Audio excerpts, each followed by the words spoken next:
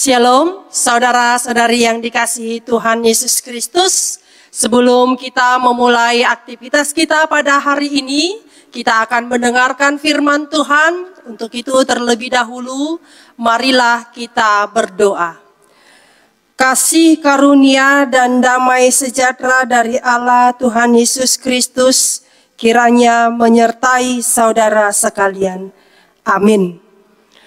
Firman Tuhan untuk kita pada hari ini, Sabtu 26 April 2025, tertulis di dalam Galatia 4 ayat 28, demikianlah firman Tuhan. Dan kamu saudara-saudara, kamu seperti Ishak adalah anak-anak janji. Demikianlah firman Tuhan. Saudara-saudari yang dikasihi Tuhan Yesus Kristus, ini adalah surat yang dituliskan oleh Rasul Paulus kepada jemaat di Galatia yang mengingatkan identitas mereka bahwa mereka adalah anak-anak janji, bukan anak-anak perbudakan. Dan dalam konteks Galatia 4, Paulus mau membandingkan ada dua anak Abraham. Yang pertama yaitu Ismail yang lahir karena rencana manusia. Abraham dan Sarah mengambil Hagar untuk mendapatkan keturunan sehingga lahirlah Ismail. Dan kedua anak Abraham yaitu Ishak, lahir karena janji Allah. Allah menepati janjinya kepada Abraham bahwa keturunan Abraham akan diberkati menjadi bangsa yang besar.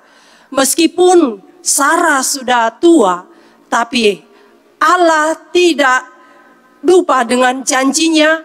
Allah memberkati Sarah sehingga lahirlah Ishak dengan janji Allah kepada Abraham dan Sarah. Saudara-saudari yang dikasihi Tuhan Yesus Kristus, seperti Ishak yang lahir dari janji Allah, maka demikianlah kita juga. Kita ini adalah anak-anak janji yang sudah ditebus oleh Allah, yang diselamatkan oleh Allah, dan kita diangkat menjadi anak-anak Allah, pewaris kerajaan Allah. Karena itu sebagai anak-anak janji, kita punya tugas, kita punya tanggung jawab untuk hidup sesuai dengan firman Tuhan. Lalu bagaimana sikap kita sebagai anak-anak janji Allah? Yaitu yang pertama, saudara-saudari, hiduplah di dalam iman. Bukan dengan ketakutan, bukan dengan kekhawatiran. Anak janji hidup karena dia percaya akan janji-janji Allah. Walaupun doa-doanya belum dijawab oleh Tuhan, belum dia melihat jawaban yang Tuhan beri, tetapi ia setia menanti jawaban yang diberikan oleh Tuhan di dalam kehidupannya. Karena apa? Allah tidak mengingkari janji. Dia setia dengan janjinya. Dan yang kedua, bagaimana sikap kita sebagai anak-anak janji? Yang kedua yaitu hiduplah dengan identitas yang baru sebagai anak janji, bukan anak perbudakan. Karena apa?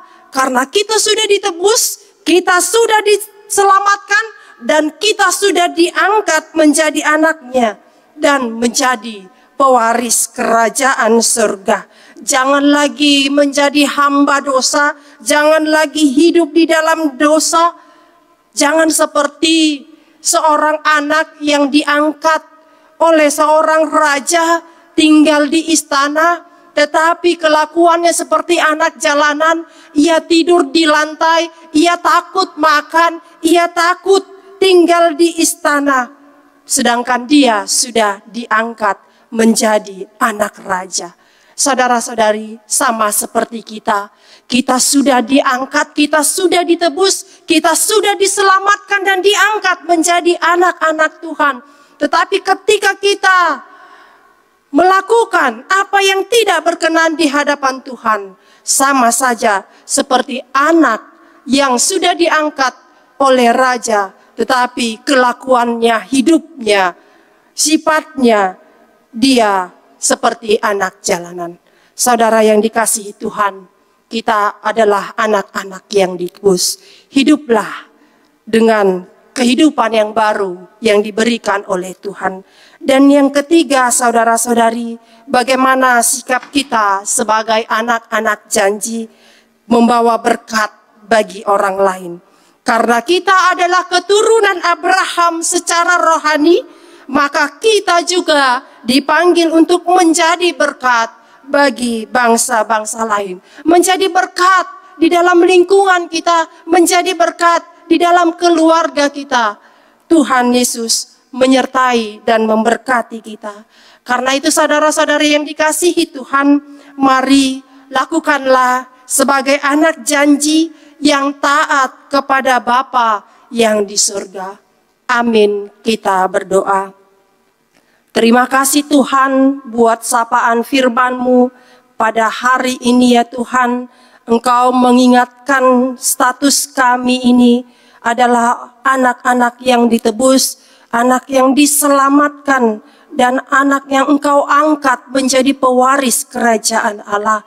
Kiranya ya Bapa, kami ingat akan identitas kami.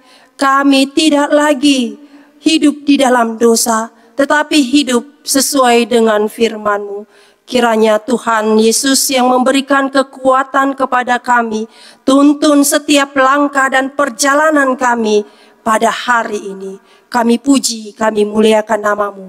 Di dalam nama Tuhan Yesus Kristus, kami mengucapkan syukur kepada-Mu. Amin. Mari kita bagikan renungan harian ini. Tuhan Yesus memberkati.